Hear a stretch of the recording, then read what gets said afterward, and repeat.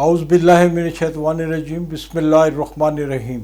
ناظرین، خاور نعیم ہاشمی آفیشل میں آج پھر آپ کو خوش آمدید کہتا ہوں۔ آج کی ہماری کہانی کا عنوان ہے لاہور کے سیکریٹریٹ میں جنم لینے والا ایک واقعہ۔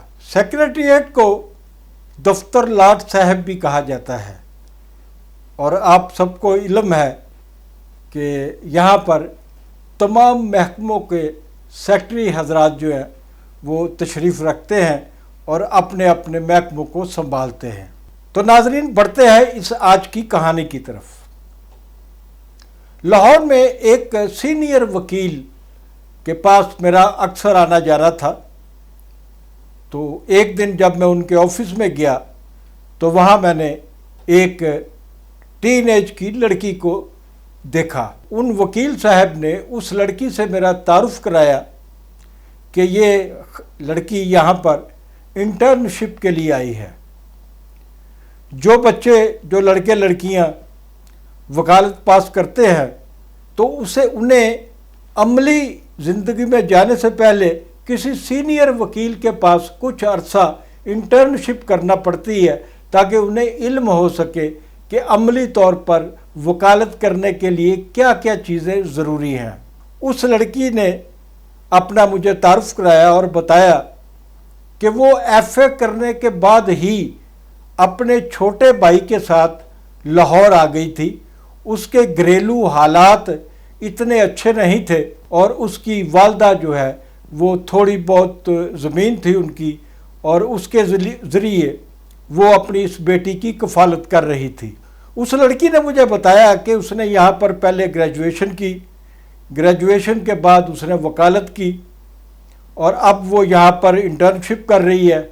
اور اس کے ساتھ ساتھ اس نے مجھے یہ بھی بتایا کہ اس نے لاہور کے سیکریٹریٹ میں کچھ اسامیاں نکلی ہیں، وہاں بھی آفیسرشپ کے لیے درخواست دے رکھی ہے۔ کچھ دنوں کے بعد اس لڑکی نے خوشخبری سنائی کہ اسے سیکریٹریٹ سے کال آ گئی ہے اور وہ وہاں انٹرویو دینے جا رہی ہے۔ پھر کچھ دن اور گزر گئے، میں اپنے آفس میں بیٹھا ہوا تھا، اس لڑکی کا مجھے فون آتا ہے اور وہ مجھے کہتی ہے کہ میں نے نئی ڈیوٹی جوائن کر لی ہے، اور یہ گریڈ 17 کی شاید بتا رہی تھی کہ ملازمت ہے، اور اس ملازمت سے وہ بہت خوش ہے، لیکن ایک وجہ سے وہ پریشان بھی بہت ہے۔ میں نے پوچھا کہ تمہاری پریشانی کی وجہ کیا ہے؟ اس نے کہا کہ یہاں میرے جو باسز ہیں 2-3 وہ ٹھڑک جاتے ہیں مجھ پہ، اور مجھے باہر جانے کی دعوتیں دی جاتی ہیں، مجھے کہا جاتا ہے کہ آؤٹ اسٹیشن چلے، سیر کر کے آتے ہیں، کہیں گھوم کے آتے ہیں، کوئی مجھے کہتا ہے کہ چلو آج ڈنر میرے ساتھ کرو، کوئی مجھے لنچ کی دعوت کے لیے باہر لے جانا چاہتا ہے۔ تو اس طرح کے جو مسائل ہیں ان سے میں بہت گھبرائی ہوئی ہوں۔ میں نے کہا کہ یہ پاکستان ہے اور یہاں پر یہ سب ہوتا ہے، تم نے اتنی ہمت سے وکالت کی اور یہ یہاں نوکری تک پہنچی ہو، اور اپنی ہمت جو ہے اس پہ کاربند رہو، اور ان چھوٹی چھوٹی چیزوں کو کسی نہ کسی طریقے سے ٹالتی رہو، یہ چیزیں آہستہ آہستہ ختم ہو جائیں گی۔ کئی مہینوں بعد اچانک میں اپنے آفس میں بیٹھا ہوا تھا کہ میرے فون کی گھنٹی بجتی ہے، میں ریسیور اٹھاتا ہوں تو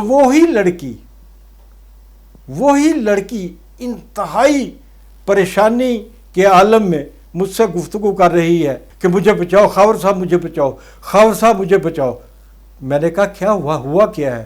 کہہ رہی ہے یہ اس حرام زادے نے مجھے اپنے کمرے میں بلایا ہے اور اندر سے کنڈی بند کر لی ہے۔ تو وہ آدمی جس نے اس لڑکی کو سیکریٹریٹ میں، جس افسر نے اس لڑکی کو اپنے کمرے میں بلا کے اندر سے کنڈی بند کر دی تھی، چٹخنی چڑھا لی تھی، اس آدمی نے اس لڑکی سے ٹیلی فون چھین لیا اور اس لڑکی سے پوچھا، میں آواز سن رہا تھا کہ کہاں فون کر رہی ہو؟ اس نے میرے دفتر کا نام بتایا کہ میں وہاں فون کر رہی ہوں۔ اس آدمی نے مجھ سے کہا، ہیلو، کون صاحب بول رہے ہیں؟ جب میں نے اپنا نام بتایا تو اس نے فوری طور پہ فون رکھ دیا۔ تو آدھ گھنٹے بعد اس لڑکی کا دوبارہ مجھے فون آتا ہے اور اس نے کہا کہ آپ کے دفتر کا اور آپ کا نام سننے کے بعد اس نے فوری طور پہ چٹخنی کھول دی تھی، اتار دی تھی اور میں باہر آ گئی تھی۔ یہ ایک واقعہ میں آپ کو سنا رہا ہوں، لیکن یہ ایک واقعہ نہیں ہے، اور یہ واقعہ جہاں رونما ہوا وہاں ایسا شرمناک واقعہ قطعی طور پہ رونما نہیں ہونا چاہیے تھا کہ ایک ایسا سیکٹریٹ، ایک ایسا جگہ ہے جہاں سے پورے پنجاب کو چلایا جاتا ہے، پورے پنجاب کی حکمرانی کی جاتی ہے۔ سیکٹری کو انگریز کے زمانے میں لاٹ صاحب کہا جاتا تھا اور سیکٹریٹ کو دفتر لاٹ صاحب کے نام سے پکارا جاتا تھا، یعنی کہ یہ بہت طاقتور لوگ ہوتے ہیں، اور یہ طاقتور لوگ کمزور لوگوں کو اور خواتین کو اپنی ماتحت ملازمین کے ساتھ جس طرح کا سلوک ہوتا ہے، یہ ایک واقعہ میرے علم میں تھا، اور پتہ نہیں کتنے واقعات ہوں گے جو میں آپ کو گنوا نہیں سکتا۔ میں آپ سے پھر گزارش کروں گا کہ خاور نعیم ہاشمی آفیشیل کو جن لوگوں نے اب تک سبسکرائب کیا ہے ان کا بہت بہت شکریہ۔ بہت بڑی تعداد میں آپ لوگوں نے اس کو سبسکرائب کیا ہے، اور جو لوگ مجھے پہلی بار دیکھ رہے ہیں یا جنہوں نے ابھی تک میرے چینل کو سبسکرائب نہیں کیا، انہیں درخواست ہے کہ وہ فوری طور پر اسے سبسکرائب کریں، اسے اپنے دوستوں کی طرف فارورڈ کریں، اسے لائک کریں۔